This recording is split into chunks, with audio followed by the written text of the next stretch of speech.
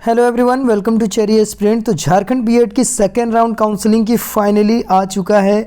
जो seat allotment letter है, यानी किस कॉलेज में किसको कौन सा सीट मिला है, वो फाइनली झारखंड बीएड ने जारी कर दिया है। यानी जेसीईसीबी, जैसा कि आप जानते हैं दोस्तों कि जेसीईसीबी जो कि Jharkhand combined entrance competitive examination, जिसमें लोगों ने चॉइस फिलिंग करा था, जिन बच्चों ने second round of counselling BEd का चॉइस फिलिंग करा था, उनका ये कॉलेज अलॉटमेंट लेटर जारी हो चुका है। तो इंडिविजुअल रूप से अभी आप डाउनलोड कर सकते हैं 4 तारीख से, और अभी जो अलॉटमेंट लेटर है वो जारी हो चुका है। यानी पूरी तरह से ये सीरियल नंबर वाइज जारी हो चुका है।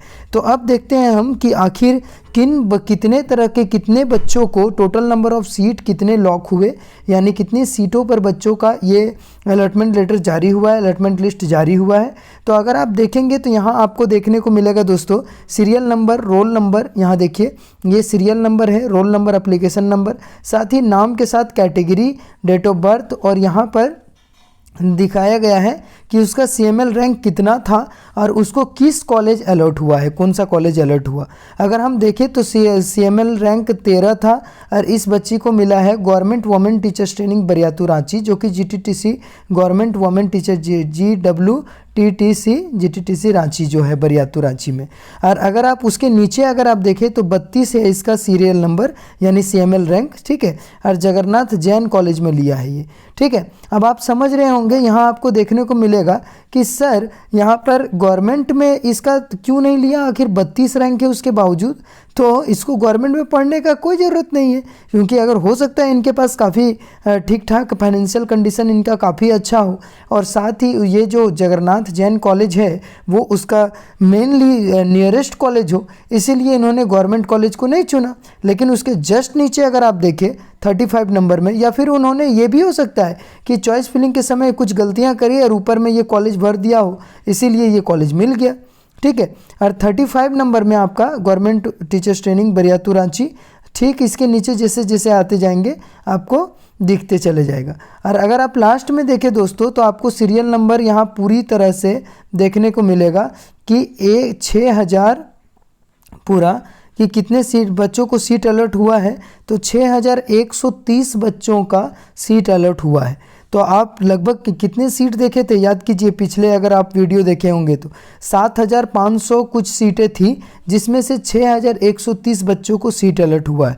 अगर हम यहाँ पर देखें कि कितना रैंक तक सीट अलॉट हुआ है, यानी सीएमएल रैंक कितने तक सीट मिले हैं, तो यहाँ पर आपको देखने को मिलेगा दोस्तों कि ये बच्चा को सबसे पहले इस स्टूडेंट को मिला है आपका BC2 कैटेगरी में, हम SC कैटेगरी में और BC2 कैटेगरी में सबसे लास्ट में है। तो अगर BC2 कैटेगरी में देखें तो इस बच्चे का सीएमएल रैंक है 38,706, ठीक है, 38,706, इसको भी सीट मिला है। तो फटाफट बात करते हैं कि जिनका सीट यहाँ पर अलॉट हुआ है और जिनका भी अभी तक नाम आया है उसको आखिर करना क्या चाहिए। तो सबसे पहले दोस्तों, अगर आपके पास डॉक्यूमेंट रेडी नहीं है तो आप डॉक्यूमेंट रेडी कीजिए, क्योंकि अब आ गया है डेट एडमिशन कराने का। तो एडमिशन कराने का डेट है 4 तारीख से लेके 9 तारीख तक आपको मिल रहा है। कितने दिन का समय, 4, 5, 6, 7, 8, 9, यानी 2, 2, 4, 2, 6 दिन का। तो 6 डेज का आपके पास समय है, और उसी समय में आपको कॉलेज में जाके वो उस कंसर्न कॉलेज में जिसमें आपको मिला है उसमें एडमिशन कराना है।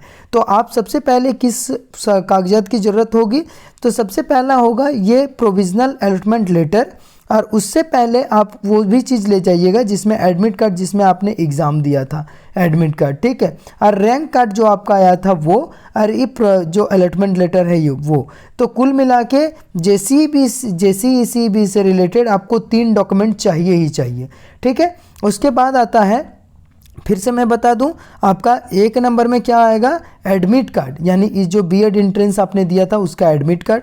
2 नंबर में आएगा उसका बीएड एंट्रेंस जो आपने दिया उसका जो मार्क्स आपको मिला, रैंक कार्ड, वो। 3 नंबर में आएगा जिस कॉलेज में अलॉटमेंट लेटर आपको मिला है, कॉलेज अलॉटमेंट लिस्ट लेटर, तो उस कॉलेज को अभी डाउनलोड करके आप 4 तारीख से डाउनलोड कर पाएंगे, 9 से, तो 4 सितंबर से, तो उसको डाउनलोड करके आपको ले जाने हैं।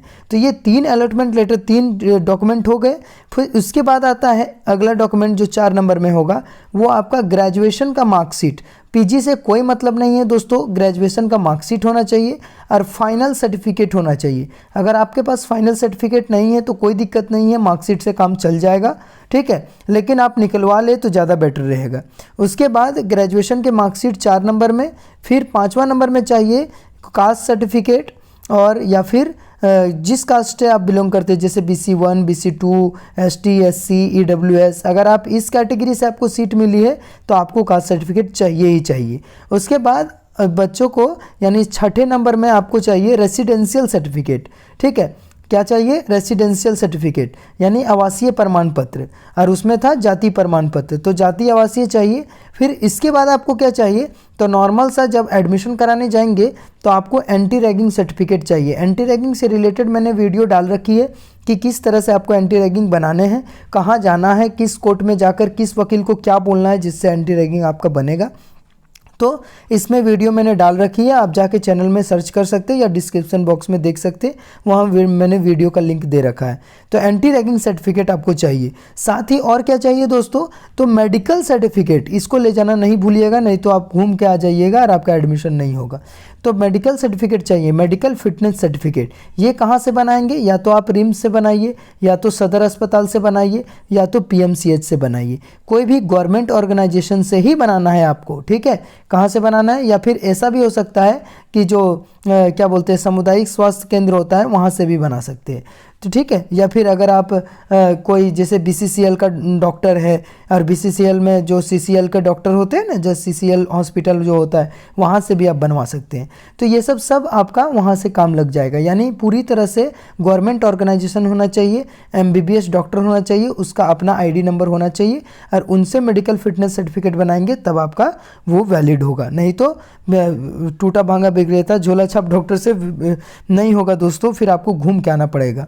और खासकर गवर्नमेंट टीचर ट्रेनिंग में तो होगा ही नहीं, उसके लिए आपको सदर अस्पताल के लिए जाना ही पड़ेगा, सदर अस्पताल से एंटी रैगिंग बनाना पड़ेगा, सॉरी क्या बोलते हैं मेडिकल फिटनेस सर्टिफिकेट बनाना पड़ेगा। तो इतने सारे डॉक्यूमेंट आपको लगेंगे ही। साथ ही 4 फोटो ले जाइएगा, पासपोर्ट साइज या स्टैम्प साइज फ़ोटो 2, ताकि उसमें जो ID कार्ड बनता है उसके लिए, आधार कार्ड का जेरेक्स, अपने पापा का आधार कार्ड का जेरेक्स, ये सब लेके जाना है। तो अगर आपके पास PG के सर्टिफिकेट है तो वो भी ले जाइएगा, लेकिन इसकी ज़रूरत है नहीं। तो अभी आपको समझ में आ गया होगा क्या क्या चीज़ें हमको ज़रूरत है। अगर आपके पास ये सब चीज़ें हैं तब तो ठीक है, और नहीं है तो फटाफट अपने इंतज़ाम में जुट जाइए और फटाफट जाके अपना डॉक्यूमेंट रेडी कीजिए। अगर आपको किसी भी तरह से कोई भी चीज़ पूछना हो इस B.Ed से रिलेटेड, एडमिशन से रिलेटेड, तो आप कमेंट बॉक्स में पूछ सकते हैं। जहाँ तक होगा मैं आपको रिप्लाई करने की कोशिश करूँगा। अगर आपको लगता है दोस्तों कि मैंने आपकी बेनिफिट की चीज़ें बताई तो लाइक सब्सक्राइब करना ना भूलें। Bye bye, take care. आपका पसंदीदा B.Ed कॉलेज आपको एडमिशन मिल जाए, यही मेरी शुभकामनाएं आपके साथ है।